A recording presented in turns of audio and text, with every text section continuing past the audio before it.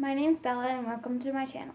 Today I am going to be talking about 9 different ways to help with your depression. Now, I have and am currently on Prozac for depression. I went through a lot because of it. I started distancing myself from my friends and my family. I started getting angry at everything. I didn't talk to anybody. And it took a toll on my life. It got to the point where I didn't have the energy or the power to get out of bed in the morning. And in result of that, I missed out on a lot of school. I started failing a class, and when I went back and when I finally got the energy to go back to school, I had so much work to catch up on that it piled stress on top of me, and that wasn't good for me. Now, the first thing that you could do to help and try to get yourself better is to do things for yourself. Don't let others, for me, I started, I just didn't care about myself anymore. I didn't want to hurt myself, but I didn't care about my feelings anymore. I put everybody else's needs and feelings in front of mine, and I shouldn't have done that. It makes a person feel worthless and like they don't matter in the world. It makes someone think that the people around them that they've always thought loved them didn't love them. Meanwhile, that may not be true. So doing things for yourself, doing something that you love to do for you, it can help. Now, number 2 is express yourself through art. I like to draw and sketch and paint. And while you may not be the artist type, and you might feel like you're not artistic or creative enough, what you can do, whether you're good or not, just get a canvas or something, get some paint, and just do what you feel. I did that, and I got a lot of my anger out. Now, I am someone who does a lot of art in the first place, so it may not help with someone else, but it does help with me, and I feel like it might help with other people as well. So, number 3, exercise. Exercising gives you more energy. And I know a lot of people know that, but doing something like dancing or swimming or walking or running, weightlifting, anything that involves both your arms and legs moving, it helps boost your mood and your energy. And it helps you feel a little bit better. I have this whole routine now. I have 2 workout apps on my phone, and I do one day I'll do one app for an entire little thing of it, and the next day I'll do the other app. Some days I'll do both apps, and it does help. So it does, it boosts your mood. It helps you get into that better feeling. And it does help speed things along in the process of getting better. Number 4, eating. Don't skip meals. Eating things with like B vitamin stuff, like B12. A lot of times when someone's going through depression, they lose a lot of B12 vitamins and vitamins that give you that energy you need to get through a day. Minimize sugars and refined carbs.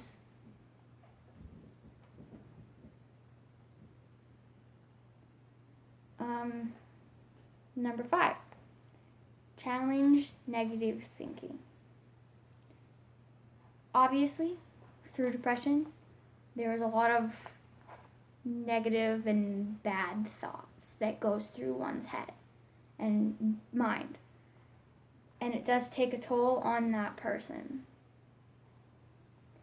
And no matter what the thinking, what you've thought of is, this challenging negative thinking,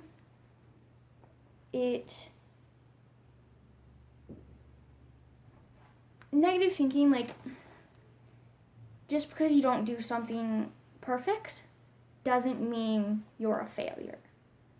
And saying stuff like, if you have a bad day and you're like, oh, I'm such a loser, I'm always going to be like this. Don't let that take over what you think of yourself.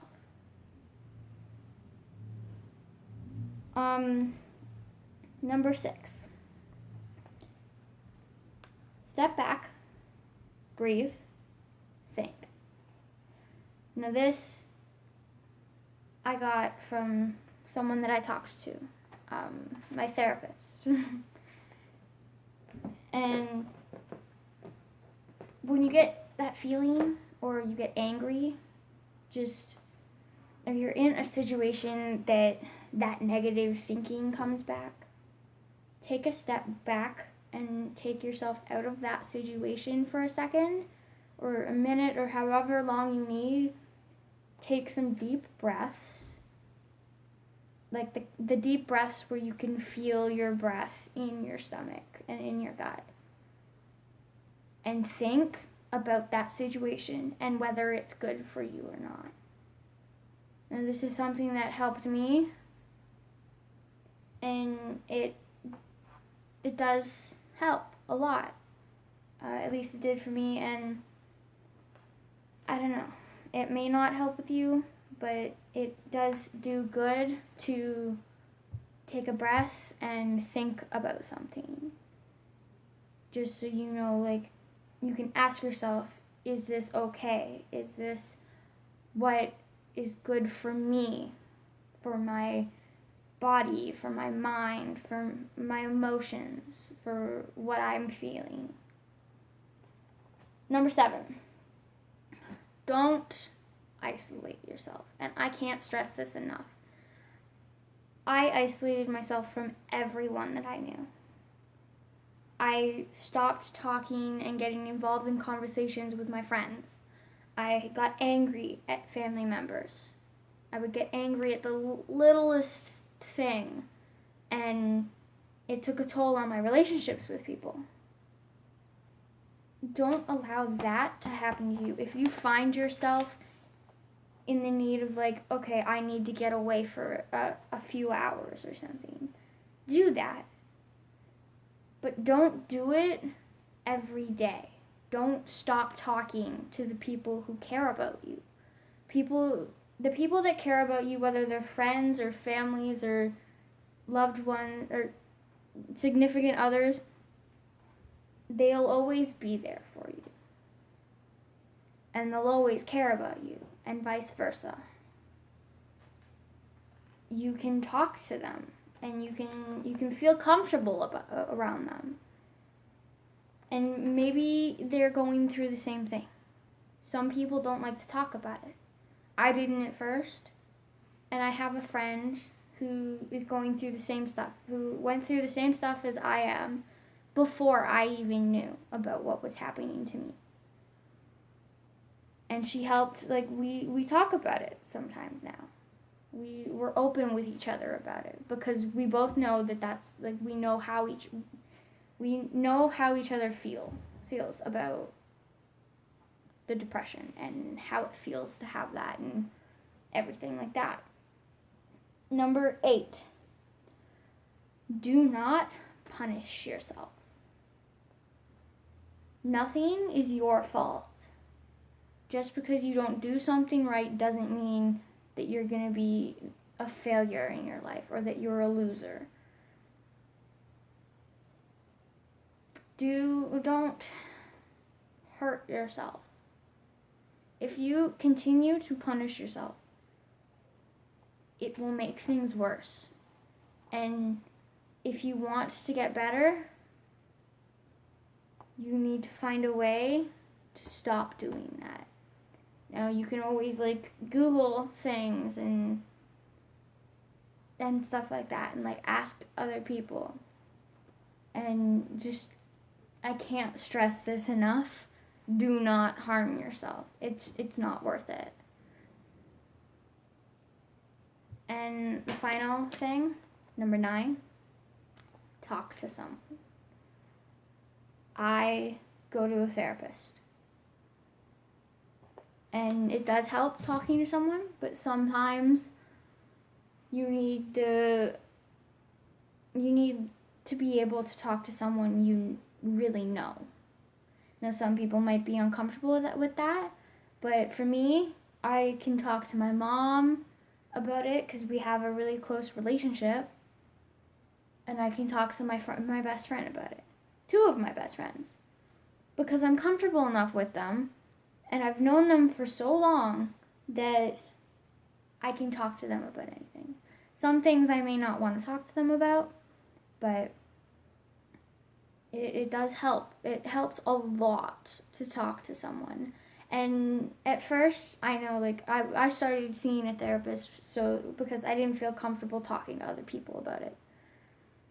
And I didn't want anybody that I knew personally and anybody that I knew from, like, school or anyone like that to know about this because I wasn't sure how I was feeling at the time.